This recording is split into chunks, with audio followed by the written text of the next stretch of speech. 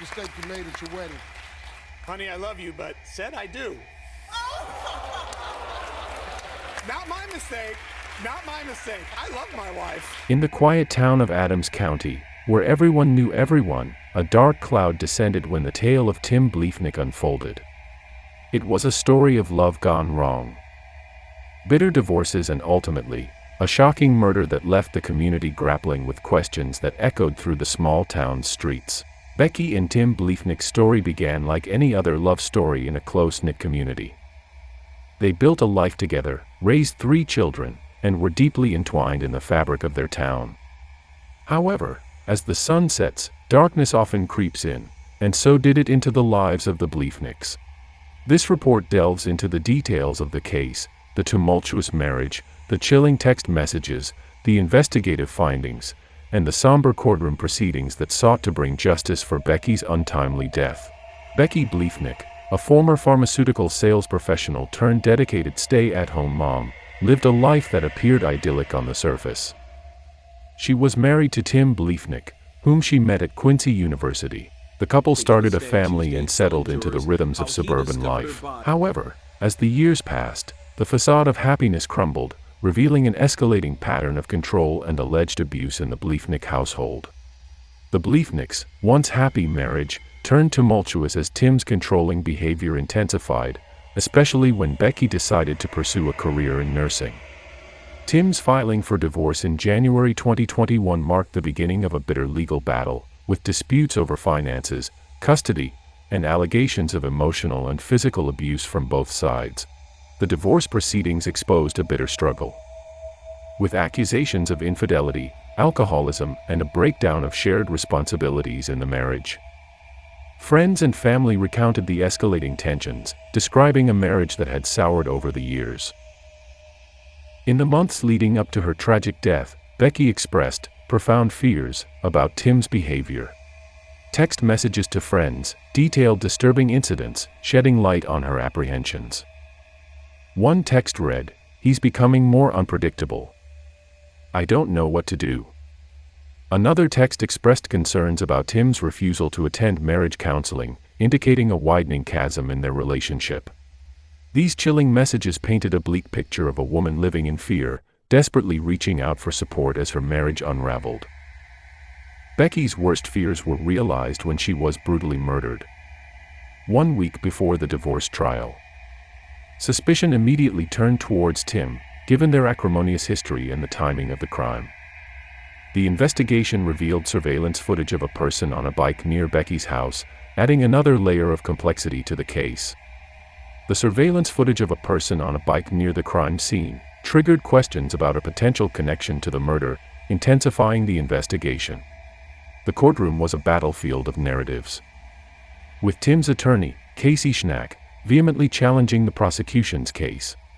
Prosecutors, Josh Jones and Laura Keck, methodically presented evidence to build a case against him. Plastic shreds from an Aldi grocery store bag found near the crime scene were linked to Tim's house, suggesting premeditation. DNA evidence under Becky's fingernails and the discovery of a crowbar in Tim's basement added weight to the prosecution's narrative. However, Tim's defense, led by attorney Casey Schnack, questioned the validity of the evidence, emphasizing the lack of definitive proof connecting Tim to the crime. Schnack pointed to the lack of physical evidence linking Tim to the crime, emphasizing the absence of DNA on critical items found at the scene. The defense argued that the plastic shreds could have come from any Aldi bag, and the DNA evidence was inconclusive. Tim's alibi, claiming he was at home with the kids, was presented as evidence of innocence. The defense proposed the theory of a random prowler, showcasing surveillance videos of an unidentified person on a bike. Prosecutors presented searches found on Tim's phone, revealing inquiries about crowbars, homemade pistol silencers, and cleaning gunpowder off hands. These searches, combined with Tim's alleged surveillance of Becky's new relationship, painted a picture of a troubled man, losing control and resorting to violence. However, the defense challenged the reliability of this evidence, citing the possibility of human error. In this small town, where everyone knew each other, the trial became a community event. Speculations and discussions echoed in local diners and grocery stores, and every development in the courtroom brought a new wave of gossip. The suspense heightened as the defense opted not to call witnesses, a bold move that left the town guessing about the strength of Tim's innocence. When the moment of reckoning arrived, the town held its collective breath. The jury, after days of deliberation, delivered a verdict that reverberated through the courtroom. Ultimately, they found Tim Bliefnick guilty of first-degree murder. The weight of those words hung in the air, a heavy cloak of sorrow and justice intertwined. Tim's claims of innocence persisted even after the guilty verdict, and as he faced the prospect of life in prison without parole, the town grappled with mixed emotions. For some, it was closure, a semblance of justice served. For others, questions lingered about the true events that led to that fateful night. Mr. Bliefnick, you researched this murder, you planned this murder, you practiced this murder, you broke into her house, and you shot her 1, 2, 3, 4, 5, 6, 7, 8, 9, 10, 11, 12, 13, 14 times. I don't know how long it took you to do that. Some of those shots were fired while she was lying on the ground. And you did all of that while your children were upstairs at your house, lying snug in their beds. The court believes that the appropriate sentence for each of the 2 counts of first-degree murder would be natural life in prison. Court believes that the 3rd count of home invasion, appropriate sentence is life in prison. Those 3 sentences will merge together into one life sentence. Sarah Riley, Becky's sister, shared her grief with the My court. name is Sarah Riley. I'm Becky's only sister. Becky's death was gruesome, painful, and senseless. You wanted her to suffer. You probably wanted all who loved her to suffer. And if that is the case, you succeeded. Losing Becky in any other way, infection, cancer, or a car accident, would have been tragic, heartbreaking, and agonizing. But this, imagining her fear, imagining her begging for her life, begging for her children, imagining her there, lying on the floor of her bathroom, paralyzed, struggling to breathe, and bleeding from 14 bullet wounds, praying to God in her last moments of consciousness to keep Deacon, Grayson, and Arlen safe from you. It's all unbearable. It is an invisible noose strangling our souls, manifesting in my own physical pain and emotional anguish. It is moments of crying so hard I throw up and waking up sweating from nightmares. It is the anger I feel leaving my daughter's room after she wakes up from a panic attack at night, scared because of you, that an intruder will break into our own home. Scared that she is no longer safe. It is this tears streaming down my face every time a memory pops into my head. In every photo I see, Becky is so full of life. Every video of her laugh makes me forget for a moment, makes me foolishly hope for a moment that I will wake up from this reality, a reality that is so impossible to accept. She was my only sister, my best friend. I loved her and continue to still love her with every ounce of my being. She is irreplaceable. I'm left here living with and locking away my own suffering so I can move forward with my life for the sake of my family, for the sake of the boys. Because Becky would not want our pain to give you any further satisfaction. But your cruelty goes well beyond just impacting me.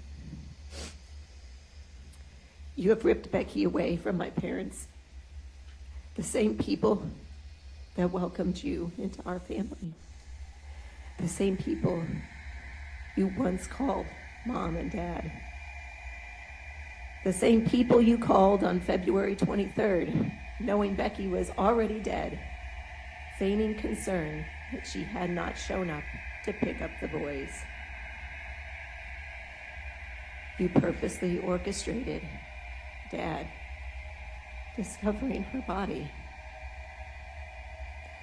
Was it to punish him more? Or was it just easier for you? Either way, it shows the depth of your cruelty. How many times did you practice your reaction, knowing they would soon call to tell you that she was dead? It is a parent's worst nightmare to suffer the death of their child. But there is no greater torture on earth to know that their child was violently executed by the man that she married, the monster she was trying to escape for 2.5 years. But no matter how much your actions impact us, the most grievous crime to those left living is the impact of Becky's murder on Deacon, Grayson, and Arlen. There is no more selfish act than to rob a child of his mother. And Becky was no ordinary mother. She loved those boys fiercely, and her love was evident in all her actions and sacrifices for them. She was willing to put them first, even during the divorce process, believing that a life with their father as an equal parent was better for the boys than her going with her gut and fighting for majority custody. She was willing to put up with the emotional turmoil that you put her through because she believed you loved the kids. She knew the kids loved you, and she believed that you would put them first, no matter your feelings about her. Tragically, she was wrong. She was wrong in believing that you could love anyone more than yourself. If they haven't already, your boys will realize that their father doesn't love them. They will realize that every time you said those words, you lied. They will understand that you cared more about your own selfish intentions than their well-being, their happiness, and their future. Because a father who loves his children would never murder their mother, no matter how much he hated her. Because a loving father makes sacrifices for his children, knowing that what is best for them is always the priority. Your children's future will be forever impacted by your crime. They are already suffering, crying for their mother that they would wish would walk through the door and take them home to the life they once knew and loved. The raw grief that they now feel will change over time, and we hope that with our guidance and faith, it will transform into acceptance and forgiveness, because that will mean that they have chosen to live with Becky's love radiating in their memory, and not with the scars that you have caused. But if those wounds are too deep, their grief may take a different path. It may evolve into their own depression, suicidal behavior, substance abuse, or defiance. The statistically proven outcomes of trauma. Maybe you should have Googled childhood PTSD in between your internet searches for homemade silencers and VIN numbers. Your children will never be able to escape their past. Carrying the Bliefnick name is a sinister stamp on their innocent lives. They will always be known as the kids whose father murdered their mother, and they will be judged. They have already been taunted. Don't you realize how cruel kids can be? Growing up is hard enough without the emotional baggage they now carry and the scrutiny that will forever surround them. Those who don't reject them outright may harbor suspicion. Did they inherit their father's evil? Is your narcissism a family trait, not only passed down through your genes, but through their experiences with you as their father? Did they learn that women should be manipulated, controlled, and abused by the way they saw you torture Becky? When they start dating, what kind of women will they attract? Those who can see beyond your crime and love them for who they are may have parents that discourage the relationship all because of you. They may learn to hide from their past and resort to lying to their partners, terrified that your crime will scare away their true loves. They may forever have a fear of abandonment, or they may avoid relationships altogether, believing that they do not deserve love. And much worse, they may fear that they'll turn into you. Each friendship, each romantic relationship will teeter on their ability to rise above the stigma, to rise above their trauma, to be confident in themselves, and to learn to love wholly and selflessly in spite of this experience. We will now pick up the pieces and show the boys that God's love and our love will one day heal their wounds, and that life can once again be beautiful. We will now sacrifice the lives we were living, the futures we had envisioned for ourselves, to be their parents and role models, to raise them in the way they deserve, to raise them in the way Becky would want. And we will do so together, my parents, Brett and I, because real love makes sacrifices. Judge Adrian, I request that Tim be sentenced to the furthest extent of the law, life in prison without parole.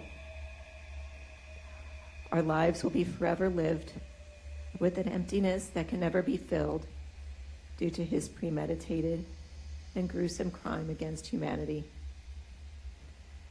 Knowing he will face a lifetime of isolation and emptiness behind bars is only a small solace as we try to make sense of this inconceivable world without Becky. Thank you, Nan.